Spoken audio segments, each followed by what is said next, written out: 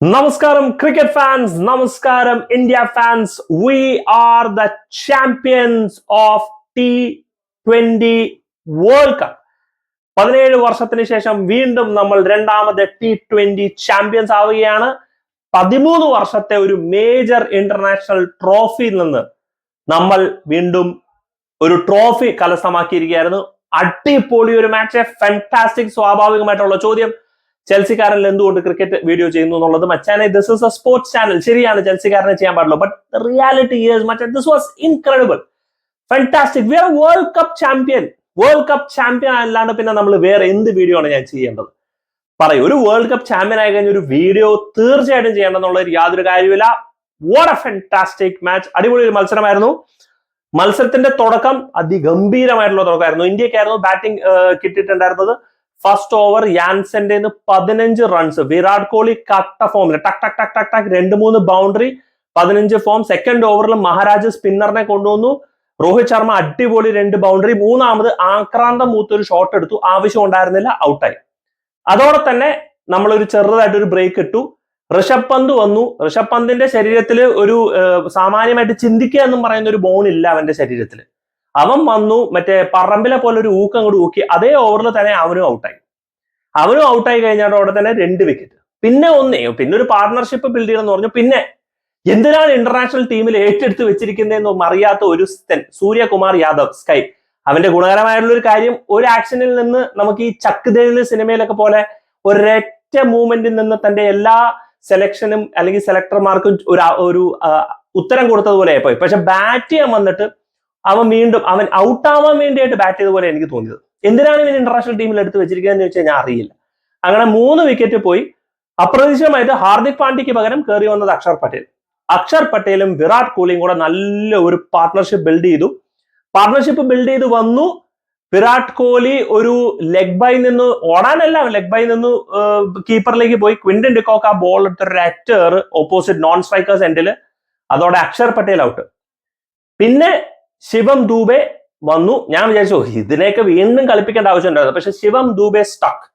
Virat Kohli half century അടിച്ചു. Shivam Dube and അവസാനമായിട്ട് ഹാർദിക് പാണ്ഡ്യ അങ്ങനെ കാര്യമായിട്ട് കോൺട്രിബ്യൂട്ട് ചെയ്തില്ലെങ്കിലും ഒരു വളരെ റെസ്പെക്ട്ഫുൾ ആയിട്ടുള്ള ഒരു ടോട്ടൽ നമ്മൾ ഫസ്റ്റ് ഇന്നിങ്സിൽ നമ്മൾ നേടിയെടുത്തു. ഫസ്റ്റ് ഹാഫ് എന്നൊക്കെയാണ് വരുന്നത്. എനിക്കൊന്ന് 177 നമ്മൾ ഫസ്റ്റ് ഇന്നിങ്സിൽ 177 അത് തന്നെ നമ്മൾ ഫസ്റ്റ് ഇന്നിങ്സിൽ നേടിയെടുത്തു. സ്വാഭാവികമായിട്ടും അത്രയ്ക്ക് എളുപ്പമായിട്ട് ബാറ്റ് ചെയ്യാൻ പറ്റുന്ന ഒരു പിച്ച് ആയിരുന്നില്ല. അപ്പൊ നമ്മൾ ടഫായിട്ട് കളിക്കും എന്നുള്ള രീതിയിലൊക്കെ വന്നു. കളി തുടങ്ങുന്നു. And guess what, south Africa അത്യാവശ്യം നല്ല രീതിയിൽ തുടങ്ങുന്നു. പക്ഷെ ജസ്പ്രീത് ബുംറ, മച്ചാനെ, നമ്മളൊക്കെ ഒരു കാലഘട്ടത്തിൽ ബോളേഴ്സ് നമ്മൾ കളി ജയിപ്പിക്കുമോ എന്നുള്ളൊരു ആഗ്രഹിച്ചിട്ടുണ്ട്. ഒരു ഗ്ലെൻ മെഗ്രാത്ത്, ഷെയ്ൻ വാൺ, പിന്നെ വസീം അക്രം, വക്കാർ യൂണിസ്, നമ്മുടെ ജവഹർ ശ്രീനാഥും വെങ്കടേഷ് പ്രസാദും ഒക്കെ ഉണ്ടായിരുന്ന ഒരു കാലഘട്ടം ഉണ്ടായിരുന്നു. പക്ഷെ എന്നാലും ആ ഒരു ലീത്തൽ അറ്റാക്ക് എന്ന് പറയുന്ന ഒരു ബോളർ ഉണ്ടായിരുന്നില്ല. പിന്നെ ഉണ്ടായിരുന്ന കുറച്ച് ശ്രീശാന്തും സഹീർ ഖാനും ഒക്കെ ആയിരുന്നു. പക്ഷെ ജസ്പ്രീത് ബുംറയുടെ ഒരു ബ്യൂട്ടിഫുൾ ബോൾ, സ്ട്രെയിറ്റ് പോകുന്നു, പിച്ച് ചെയ്യുന്നു, സ്ലൈറ്റ്ലി ഡീവിയേറ്റിംഗ്, ഓഫ് സ്റ്റംപ് അങ്ങനെ നിക്ക് ചെയ്തിട്ട് അങ്ങോട്ട് പോകുന്നു. അതോടെ തന്നെ ആദ്യത്തെ വിക്കറ്റ്. അവർ കളിക്കുന്നു, നമ്മൾ വിക്കറ്റ് എടുക്കുന്നു. ഏകദേശം നമ്മൾ ഒരു ബാലൻസിൽ നിൽക്കുമ്പോഴാണ് ഒരു ക്ലാസൻ എന്ന് പറയുന്ന ഒരു സാധനം വരുന്നത്. ക്ലാസനും മില്ലറും കൂടെ വന്ന് അടിയോടടി എന്നും പറഞ്ഞ അടിയോടടി അക്ഷർ പട്ടേലിലേക്ക് എടുത്തിട്ട് അങ്ങോട്ട് പെരുമാറി. ഇനി മേലാ നീ ബോൾ ചെയ്യാൻ വരരുതെന്നൊക്കെ പറഞ്ഞ പോലെ അടിച്ച് നശിപ്പിച്ച് ഒരു പരുവത്തിലാക്കി.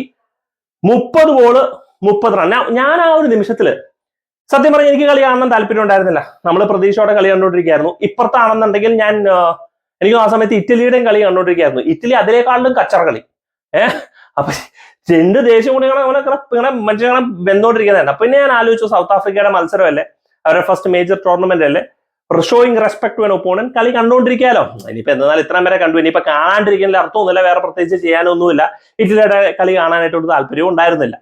അപ്പൊ ഞാൻ ഇങ്ങനെ നോക്കിയിരിക്കുന്ന സമയത്താണ് ഇവനെ ഇൻട്രൊഡ്യൂസ് ചെയ്യുന്നത്, ഹാർദിക് പാണ്ഡ്യനെ ഇൻട്രൊഡ്യൂസ് ചെയ്യുന്നു. ഔട്ട്സൈഡ് ദി ഓഫ് സ്റ്റംപ് ഒരു ബോൾ എറിയുന്നു. ക്ലാസിന് ഒരു വൈൽഡ് സ്വിംഗിലേക്ക് പോകുന്നു, എഡ്ജ് എടുക്കുന്നു, പന്ത് പിടിക്കുന്നു. ഒരു ചെറിയ രീതിയിൽ ഒരു ക്ലോ ബാക്ക്. ഹാർദിക് പാണ്ഡ്യയുടെ ഒരു നല്ല ഓവർ നിൽക്കുന്നു. അപ്പോഴത്തേക്കാണ് യാൻസൻ വരുന്നത്. ഹാർദിക് പാണ്ഡ്യ പതുക്കെ കൺട്രോൾ ചെയ്ത് കളിക്കുന്നു.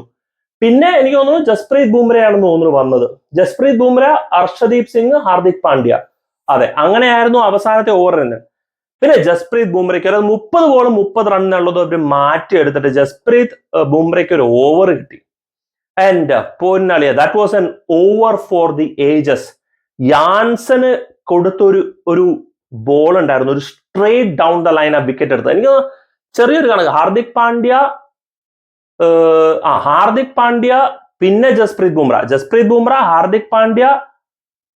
ബുംറ, അർഷദീപ് സിംഗ്, ഹാർദിക് പാണ്ഡ്യ, അങ്ങനെയായിരുന്നു അവസാനത്തെ 5 ഓവർ തീർന്നത്.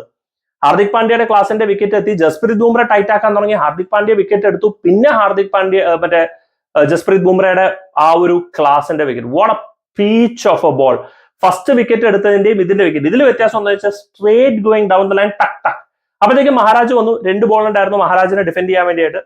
അത് 2 ഓൺ ദ മണി കറക്റ്റ്. പക്ഷെ മഹാരാജ് നല്ലോണം അത് ഡിഫെൻഡ് ചെയ്തു, നല്ല ഒരു ക്ലോസ് ടു ദ എന്താ പറയുക പാഡ് പോലെ ഡിഫെൻഡ് ചെയ്ത് വെച്ചിട്ടുണ്ടായിരുന്നു. അതോടെ ഏകദേശം മഹാരാജ് സർവൈവ് ചെയ്തു. പിന്നെ വന്നത് അർഷദീപിന്റെ കയ്യിലാണ് പെനൽറ്റിമേറ്റ് ഓവർ. ആ പെനൽറ്റിമേറ്റ് ഓവറിൽ ഏകദേശം ഒന്ന് പച്ചപിടിച്ച് നിന്നു എന്ന് പറയാം. അർഷദ് അത്രയ്ക്ക് അബദ്ധങ്ങളൊന്നും കാണിച്ചില്ല, അവർക്ക് അങ്ങനെ ഓവർടേക്ക് ചെയ്യാനും പറ്റില്ല. But final over comes to Hardik Pandya. അതിൽ first ball Hardik Pandya outside the off stump, ഒരൊറ്റ ഊക്ക് മില്ലർ അടിച്ചങ്ങോട്ട് മിന്നിച്ചങ്ങോട്ട് ലോ ഫുൾ ടോസിലേക്ക്. ഞാൻ ടി വിയിൽ കാണുന്ന സമയത്ത് ആ ലോ ഫുൾ ടോസ് അടിച്ചപ്പോൾ തന്നെ എനിക്ക് തോന്നി അത് കറക്റ്റ് കണക്ഷൻ കിട്ടിയില്ല, മിഡിൽ ഓഫ് ദ ബാറ്റ് ആയിരുന്നില്ല. പക്ഷെ ആ പോക്ക് കണ്ടപ്പോൾ ഞാൻ വിചാരിച്ചു പോനെ ഇത് പോയോ. അപ്പോഴത്തേക്കും കമന്റേറ്റർ പറയുന്നുണ്ട് this is gone up, is it going all the way. നോക്കാൻ നേരത്ത് സൂര്യകുമാർ യാദവ് ഈ ചഗ്ദയിലൊക്കെ സിനിമയിലൊക്കെ പറഞ്ഞ അവസാന നിമിഷം ഇത്രയും നാളെ തെറിയായിട്ട് ഹീറോ കൊണ്ട് ഓടി വരില്ല സ്ലോ മോഷനിൽ, എല്ലാ ചീത്തയും കേട്ടോണ്ട് മറ്റേ ഈ ഗദ്ദാർ ഹൂ എന്നൊക്കെ പറഞ്ഞ പോലെ അതുപോലെ തന്നെ സൂര്യകുമാർ ഓടി വന്നു. എന്റെ പൊന്നെ ക്യാച്ച് എന്ന് പറഞ്ഞ് ഇതൊക്കെയാണ് ക്യാച്ച്. വന്നു ബൗണ്ടറിയുടെ അടുത്ത് ബോൾ പിടിച്ചു, ബൗണ്ടറിയുടെ അടുത്തേക്ക് പോകുന്നു, പന്ത് എറിയുന്നു, ബൗണ്ടറിയുടെ പുറത്തേക്ക് പോകുന്നു, തിരിച്ചു വരുന്നു, പന്ത് പിടിക്കും. ഇനി IPL ലെവൽ കാണുന്ന ക്യാച്ചൊക്കെ അതും ആ ഒരു മൊമെന്റിൽ ആ ഒരു പ്രഷറിൽ ഒരു രക്ഷയില്ലാത്തൊരു ക്യാച്ച്. ഞാൻ നിലവിളിക്കായിരുന്നു അവിടെ കിടന്നു, ഓട്ടായിരുന്നു അവിടെ കിടന്നത്. പെണ്ണുമ്പോൾ പറയേണ്ടത് മനുഷ്യ ഇത് ഇന്ത്യ അല്ല, നിങ്ങൾ മറുനാട്ടിലാണ്, ചിലപ്പോൾ ആൾക്കാർ ചിലപ്പോൾ നിങ്ങളെ പോലീസിനൊക്കെ വിളിച്ച് പറയാന്ന് പറഞ്ഞു. എനിക്കൊരു കോപ്പും ഉണ്ടായിരുന്നില്ല, നിലവിളിക്കായിരുന്നു. അത് ക്യാച്ച് കണ്ടു, പിന്നെ അവിടെ നിങ്ങോട്ട് പിടിച്ചു. T20 champions. വാട്ട് ആ ഫീലിംഗ് മച്ചാനെ, T20 ചാമ്പ്യൻസ്. അതും ഹാർദിക് പാണ്ഡ്യ ഇരുന്ന് കരയുന്നു, രോഹിത് ശർമ്മ ഇരുന്ന് കരയുന്നു, വിരാട് കോഹ്ലി ഒന്നും ഇത്ര ഇമോഷണൽ ആയിട്ട് ഞാൻ പോലും കണ്ടിട്ടൊന്നും ഉണ്ടായിരുന്നില്ല. ഇവരെ കുറിച്ച് എഴുതി പെരുപ്പിച്ച കാര്യങ്ങളും തോറ്റിരുന്നെങ്കിൽ ഒന്ന് ആലോചിച്ച് നോക്കി എന്തായിരുന്നു സിറ്റുവേഷൻ ഉള്ളത്. ഇവരെ എഴുതി പറപ്പിച്ച കാര്യങ്ങളും അടിപൊളി. എന്നിട്ട് വിരാട് കോഹ്ലി ഹർഷ ഭോഗ്ലയുടെ ഇന്റർവ്യൂവിൽ വന്നപ്പോഴത്തേക്കും സാധാരണ വിരാട് കോഹ്ലി ആയിരുന്നില്ല, ഭയങ്കര ഇമോഷണൽ ആയിട്ട് ഒരു Virat Kohli announcing his international retirement from T20. Rohit Sharma announce ചെയ്യുന്നു T20 international. Virat Kohli praises Rohit Sharma praises Virat Kohli.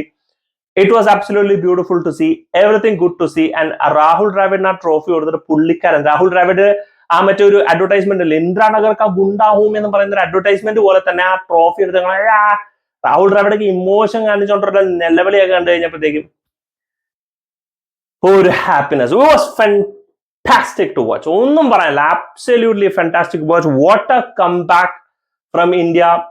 South Africa again choking at the last minute. പക്ഷെ ഒരു കാര്യം ഇത് നമുക്ക് മനസ്സിലാക്കാൻ കഴിയും, മോസ്റ്റ് ഇമ്പോർട്ടന്റ് പോയിന്റ് നമ്മൾ മനസ്സിലാക്കേണ്ട ഒരു കാര്യം, ഇന്ത്യക്ക് വേൾഡ് കപ്പ് വേണോ, ടീമിൽ ഒരു മലയാളി വേണം, ഇല്ലെങ്കിൽ നടക്കില്ല. ടീമിൽ ഒരു മലയാളി ഇല്ലാണ്ട് ഇന്ത്യക്ക് ഒരു വേൾഡ് കപ്പ് കിട്ടില്ല എന്നുള്ളതിൽ യാതൊരു സംശയമില്ല. സഞ്ജു സാംസന്റെ പ്രസൻസ് ഉണ്ടായിരുന്നു. I thought he deserved a better chance. In fact തോറ്റിരുന്നു എന്നുണ്ടെങ്കിൽ വിമർശനങ്ങൾ ഇങ്ങനെ കോരിത്തെരിച്ച് വന്നേനെ. ഇതൊക്കെയാണ് ഞാൻ ഫുട്ബോളിലും പറയുന്നത്, ഒരു ജയവും ഒരു തോൽവിയും ഒരു ഡ്രോയും തമ്മിലുള്ള ഒരു വ്യത്യാസം. Creates a lot of positive environment. അപ്പൊ ആ ഒരു പോസിറ്റീവ് എൻവയോൺമെന്റിൽ കൂടെ തന്നെയാണ് നമ്മളിപ്പോ T20 നമ്മൾ അവസാനം ഒരു മേജർ ട്രോഫി ഡ്രോട്ട് തീർത്തു, നമ്മൾ ഫൈനൽസിൽ നേടി എന്ന് പറഞ്ഞു കഴിഞ്ഞാൽ absolutely fantastic. Thank you Virat Kohli, thank you Rohit Sharma. അവസാനത്തെ T20 താങ്ക് യു നമ്മുടെ രാഹുൽ ദ്രാവിഡ്. ഈ പറയുന്ന പോലെ അവസാനത്തെ T20 മറ്റേ ഇന്ത്യൻ കോച്ചായിട്ടും T20 പ്ലേയേഴ്സ് ആയിട്ടും വരിക, ഒരു മേജർ ട്രോഫി നേടുക. And Virat Kohli completes the trophy cabinet as A player, which is again even more fantastic. Everybody was ecstatic. മൊത്തത്തിലൊരു ടീം കോൺട്രിബ്യൂഷൻ ഉണ്ടായിരുന്നു. Axar Patel with the bat, probably ജഡേജയ്ക്ക് കാര്യമായിട്ട് കോൺട്രിബ്യൂഷൻ ഉണ്ടായിരുന്നില്ല. Sky with that amazing catch, Virat Kohli with that amazing contribution, Rohit Sharma നല്ലൊരു captaincy, cool and calm under pressure, Jasprit Bumrah, Arshdeep Singh, ഇവനും അതെ, മറ്റേ കുൽദീപ് യാദവിനും കാര്യമായിട്ട് കോൺട്രിബ്യൂഷൻ ഉണ്ടൊന്നും ഉണ്ടായിരുന്നില്ല. കുൽദീപ് യാദവിനെ അവർ നല്ലോണം നെഗേറ്റ് ചെയ്തു ശരിക്കും പറഞ്ഞാൽ. But overall A fantastic team effort, fantastic win, so happy to see. നമ്മൾ ഈ പറയുന്നത് പോലെ സത്യം പറഞ്ഞാൽ നമുക്ക് വേണമെങ്കിൽ ഇവിടെ ഡയലോഗ് ഇടിയാം, keep the blue flag flying high. Come on, India, we are the T20 champions. Thank you so much for watching. Let me know your thoughts on the comment section. Signing off, SK from Chelsea Karan or India Karan.